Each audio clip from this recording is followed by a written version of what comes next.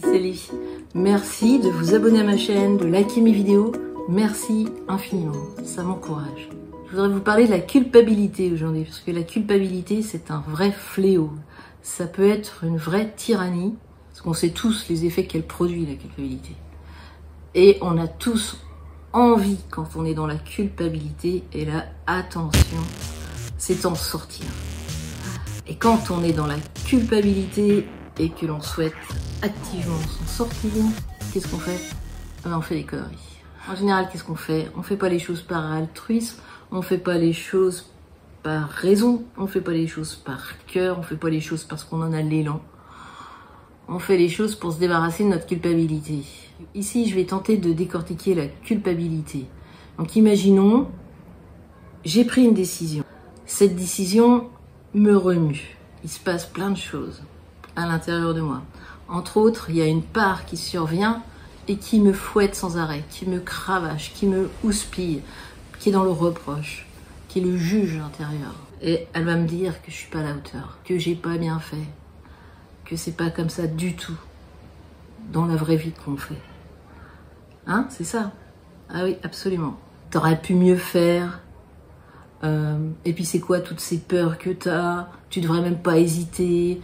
Tu devrais être à la hauteur tout le temps, tout le temps, tout le temps. C'est ça.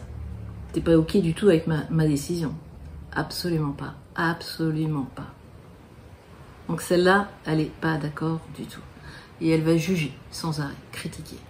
Ok.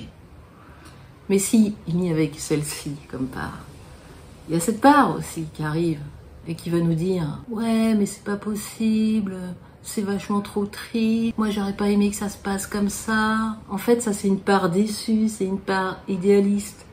Hein? T'aurais tellement aimé que ça se passe autrement. Bah oui, c'est trop dur. Pourquoi on doit faire les choses de cette manière? Pourquoi la vie elle est pas plus douce? C'est une part déçue, c'est une part triste. C'est ok.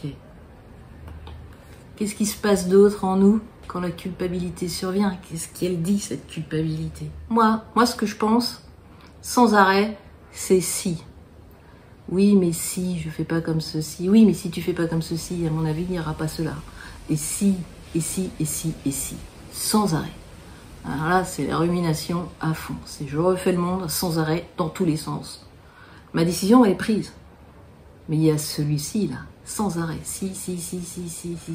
Ce grand messie qui est peut-être venu un jour. Lui, il l'attend, ce grand messie.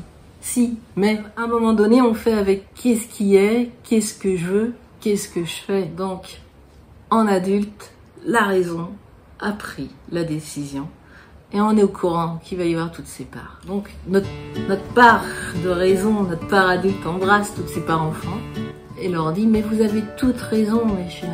Oui, en même temps, on va garder notre cap. Je vous mets à l'abri, je vous entends, je suis au courant. » Et on garde notre cap. Donc voilà une manière de gérer la culpabilité, c'est de voir ce qui se passe. De voir qu'on a posé un acte ou une décision à un moment donné avec toute notre raison, toute notre rationalité. Et qu'ensuite elle est contestée. Et c'est de voir que de quelle manière elle est contestée. En général, elle est contestée sur le plan émotionnel, émotif. Et là, par définition, c'est plus rationnel. On est au courant. Il faut juste être au courant et accueillir notre part émotionnelle, émotive, comme des enfants. En fait, c'est de ne pas être en lutte. Il n'y a rien de mauvais, tout est juste. Voilà. Je vous remercie. De tout cœur avec vous, prenez grand soin de vous. Vous êtes la personne la plus importante. À bientôt.